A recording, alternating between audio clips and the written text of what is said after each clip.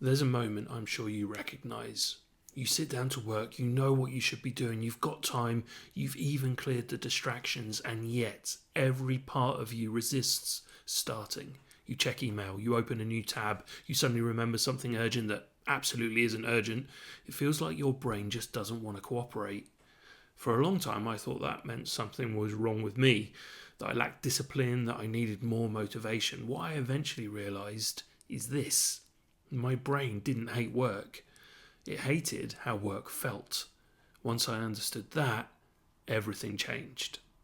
Most productivity advice assumes one thing, that if a task is important enough, your brain should want to do it. But that's not how the brain works. Your brain doesn't prioritise importance. It prioritises reward and safety. And if work has become associated with stress, pressure, or self-judgement, your brain will avoid it, even if the task matters deeply to you. That's not laziness, that's conditioning. And the good news is, conditioning can be changed. This video is about how I learned to trick my brain into wanting to work, not by forcing myself, but by retraining that reward system that drives motivation in the first place. This is what I call the dopamine anchor, and it's one of the most powerful tools in the momentum reset method. Let's talk about dopamine for a moment, because it's often misunderstood. Dopamine isn't the pleasure chemical. It's the anticipation chemical. It's released when your brain expects a reward. That's why scrolling feels addictive. That's why checking notifications feels compelling. Your brain has learned action gives you a reward. But here's the problem. For most people, work has been wired the opposite way. Work equals pressure. Work equals uncertainty. Work equals, I hope I don't mess this up. So your brain learns a very different equation. Work gives stress. Once that association forms, motivation disappears. Not because you don't care, but because your brain is trying to protect you. This showed up very clearly for me early on. When I was building my first business, I could happily work for hours on things that felt safe. Design tweaks, branding, rewriting copy that no one would see. But the moment it came to selling, launching, or being visible, my motivation vanished. I tell myself I was procrastinating. In reality, my brain had learned that those tasks came with emotional risk, so it avoided them. And the more I avoided them, the stronger that association became. Here's the shift that changed everything. I stopped trying to motivate myself to work and started changing how work felt at a neurological level. That's where the dopamine anchor comes in. A dopamine anchor is a positive cue that you deliberately pair with starting work, not finishing work, not doing something perfectly, starting.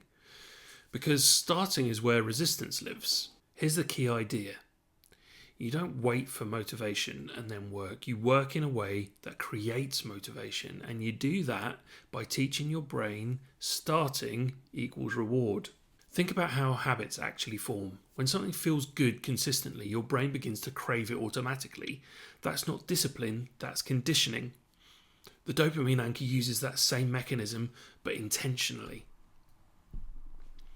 Here's how it works in practice. You choose one small, repeatable, positive cue, something simple, something pleasant, something you genuinely enjoy. For me, it started with a specific playlist and a coffee ritual. Same mug, same music, same moment of pause before starting. The key wasn't the coffee or the music. The key was consistency. Every time I started work, especially work I was resisting, I paired it with the same cue. No cue, no work. No work, no cue. At first, nothing dramatic happens, but over time, something subtle shifts. Your brain begins to associate that cue with forward movement instead of stress. The music stops being background noise, the ritual becomes a signal, and eventually, the cue itself triggers motivation, not because you forced it, but because your brain learned that starting leads to something positive. This matters because most people do the opposite. They reward themselves after work. I'll relax once this is done. I'll treat myself when I finish. That doesn't help starting. Your brain needs the reward before or during the action, not at the end. That's a crucial distinction. This is also why motivation hacks don't stick. They create temporary spikes. They don't change the underlying association. The dopamine anchor does. It rewires how work feels at the beginning. Now, this only works when combined with the other momentum reset pillars. If the task is overwhelming, no amount of dopamine will fix that. That's why micro missions matter, shrinking work into something your brain feels safe approaching.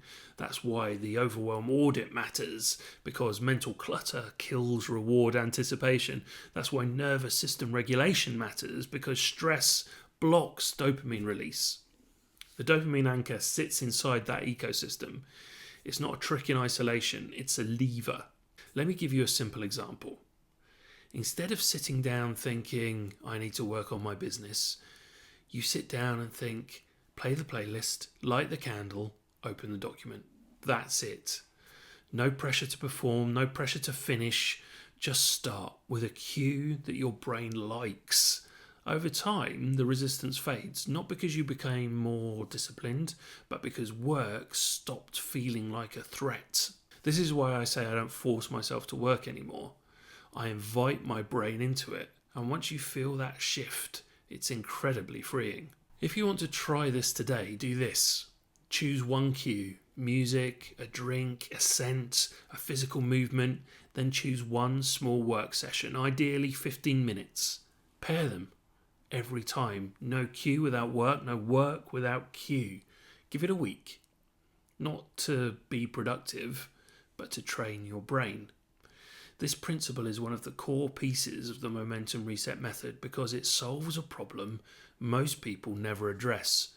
Motivation isn't a personality trait, it's a learned response, and learned responses can be relearned. If this idea resonated and you want a structured way to combine dopamine anchors with clarity, emotional regulation, and momentum, I've put the full system into the momentum reset method.